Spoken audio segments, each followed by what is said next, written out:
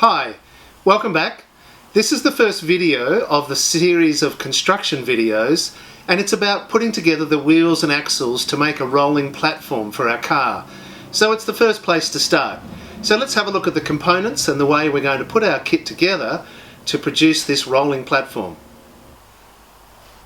Okay, so here are the components that we're going to need to put together for the wheels and axles of our car.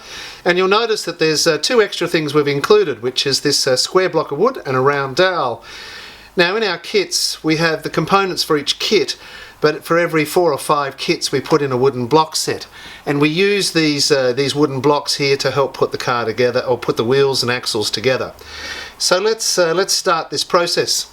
So the first thing that we're going to need is to use these black collars, and we're going to put together one set of axles, and there's a front and a back, and the two axles are different. So let's use these axle collars, and they're a bit like a bearing, but in our exercise here what they do is they turn a square hole into a round hole. So if we decide that we're going to put one of the axles through at this point, we slide the axle collar in one side, and then we take another axle collar, we run across to the other side, and we put it in that. And now that's where we're going to run an axle through, and the axle will sit on these black collars, and they run as smooth as possible. Now for this exercise I'm going to choose to do 2 small wheels and 2 large wheels. And what we need to do is put the axle on one set of wheels.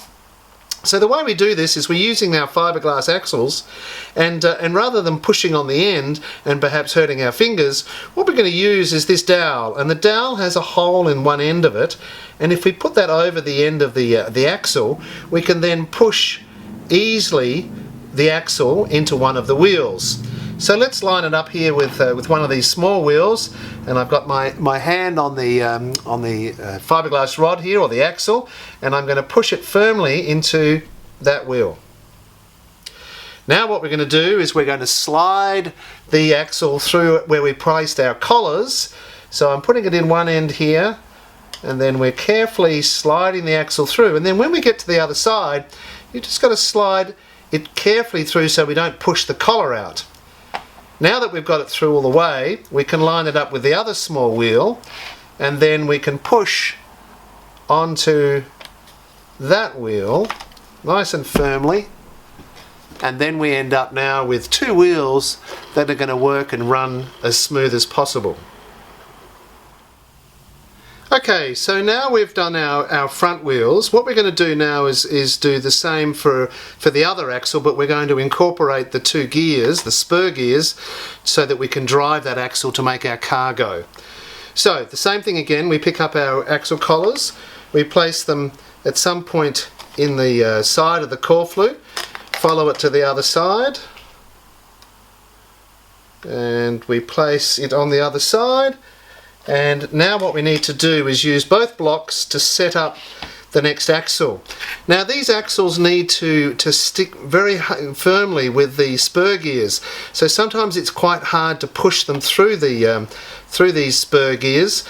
So again we use the dowel on the end of our fiberglass rod so we don't hurt ourselves.